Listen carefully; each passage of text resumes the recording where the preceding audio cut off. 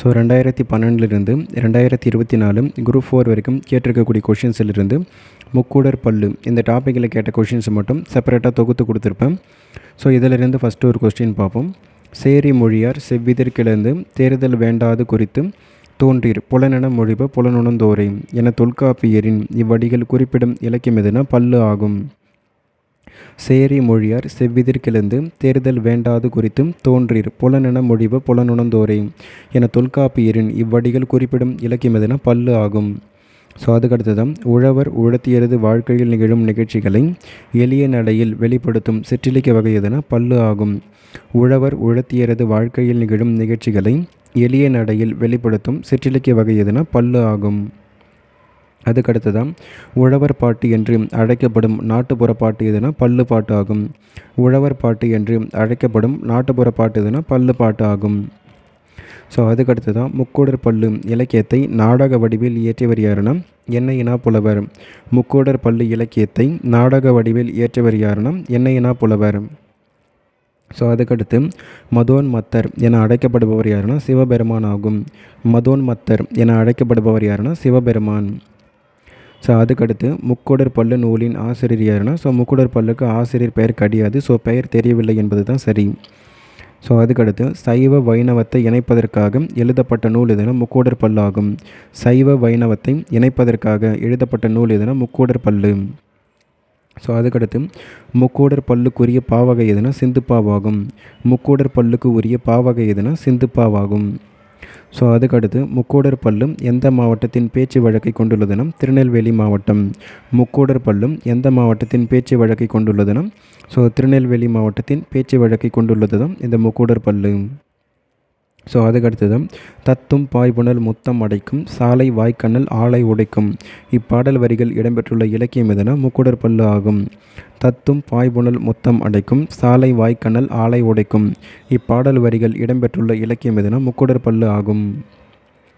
So அதுக்கடுத்துதான் முக்கூடர் பல்லு கற்பதன் பயனாக உழவு தொழில் மீன் வகைகள் விதைகளின் பெயர்கள் குறித்தும் அறிந்து கொள்ள முடியும். ஸோ அனைத்தும் என்பது தான் சரி. முக்கூடர் பல்லு கற்பதன் பயனாக உழவு தொழில் மீன் வகைகள் விதைகளின் பெயர்கள் குறித்தும் அறிந்து கொள்ள முடியும். ஸோ அதுக்கடுத்து தான் முக்கூடர் பல்லு பற்றிய கீழ்கண்ட கூற்றுகளில் சரியானவை எவைன்னு கேட்டிருக்காங்க. முக்கூடலில் வாழும் பள்ளி மூத்த மனைவி மருதூர் பள்ளி இளைய மனைவி என்ற இருவரை மணந்து திண்டாடும் பல்லனின் வாழ்க்கையை பற்றிய கூறும் நூல் எதுனா முக்கூடர் பல்லு. ஸோ ஃபஸ்ட் ஒன் என்பது சரிதான். முக்கூடலில் வாழும் பள்ளி மூத்த மனைவி மருதூர் பள்ளி இளைய மனைவி என்ற இருவரை மணந்து திண்டாடும் பல்லனது வாழ்க்கையை பற்றி கூறும் நூல் முக்கூடர் பல்லு. ஸோ செகண்ட் ஒன் பார்ப்போம். முக்கூடர் பல்லு நூலில் தஞ்சை மாவட்ட பேச்சு வழக்கை காணலாம். ஸோ இது தஞ்சை மாவட்டம் வரக்கூடாது, அங்கே திருநெல்வேலி மாவட்டம் என்பது வந்திருக்கணும். ஸோ செகண்ட் ஒன் என்பது தப்பு. அது தேர்ட் ஒன் பார்ப்போம். முக்கூடர் பல்லுவின் ஆசிரியர் எவர் என தெரிந்துள்ளது. ஸோ தேர்ட் ஒன் கரெக்டு தான். முக்கூடர் பல்லுவின் ஆசிரியர் பெயர் தெரியாது. ஸோ அதுக்கடுத்தது ஃபோர்த் ஒன் பார்ப்போம். பள்ளமான நீர் நிறைந்த சேற்று நிலத்தில் நஞ்சை நிலத்தில் உழவு தொழில் செய்து வாழும் பாமரர்களாகிய பல்லர்களின் வாழ்க்கையை சித்தரித்து கூறும் நூல் சதகம் சொல்லி கொடுத்துருக்காங்க. அங்கே சதகம் என்பது வரக்கூடாது, முக்கூடர் பல் என்பது சொல்லிட்டு வந்திருக்கணும். ஸோ அப்போ ஃபோர்த் ஒன் என்பது தப்பு. ஸோ இதில் சரின்னு நம்ம பார்த்தோம்னா 1வது 3வது மட்டுமே சரி. முக்கூடர் பல்லுக்கு ஆசிரியர் பெயர் தெரியாது.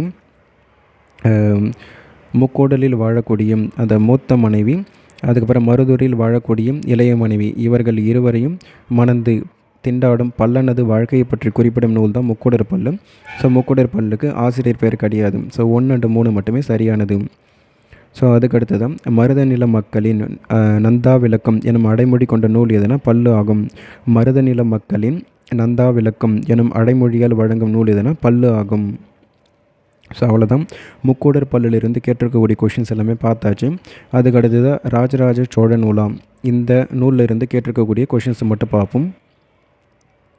ஸோ உலா என்னும் சிற்றிலக்கியத்திற்கு வழங்கப்படும் மற்றொரு பெயர் உலாபுரம் ஆகும். உலா என்னும் சிற்றிலக்கியத்திற்கு வழங்கப்படும் மற்றொரு பெயர் உலாபுரம் ஆகும். ஸோ அதுக்கடுத்து தான் உலா என்னும் சிற்றிலக்கியம் பாடப்பெறும் பாவகை எதுனா கலிவெண்பா. ஸோ உலா என்பது கலிவெண்பாவால் பாடப்படக்கூடியது. ஸோ அதுக்கடுத்தது ராஜராஜ சோழன் உலாவை பாடியவர் யாருன்னா ஒட்டக்கூத்தர் ஆகும்.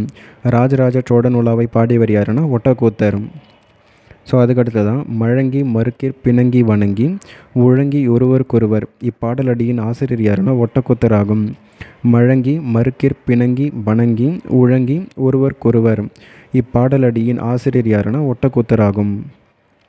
ஸோ அதுக்கடுத்து தான் கவுட நெறி புலவர் என அழைக்கப்படுபவர் யாருன்னா ஒட்டக்கூத்தர் ஆகும். கவுட நெறி புலவர் என அழைக்கப்படுபவர் யாருன்னா ஒட்டக்கூத்தர். ஸோ அதுக்கடுத்தது பிள்ளைத்தமிழ் என்ற பெயரில் ஒரு தனி நூலை செய்த முதல் ஆசிரியர் யாருன்னா ஒட்டக்கூத்தர் ஆகும். பிள்ளைத்தமிழ் என்ற ஒரு பெயரில் ஒரு தனி நூலை செய்த முதல் ஆசிரியர் யாருன்னா ஒட்டக்கூத்தர். ஸோ அதுக்கடுத்தது ஆசிரியர்கள் அவங்களுடைய சிறப்பு பெயர்கள் வந்து பொறுத்துக்க சொல்லி கொடுத்துருக்காங்க. ஒட்டக்கூத்தர் என்பது கவி ராட்சசன் என்பது வரும். ஒட்டக்கூத்தருக்கு கவி ராட்சசன் என்பது வரும். திருநாவுக்கரசருக்கு வாகீசர் என்பது வரும்.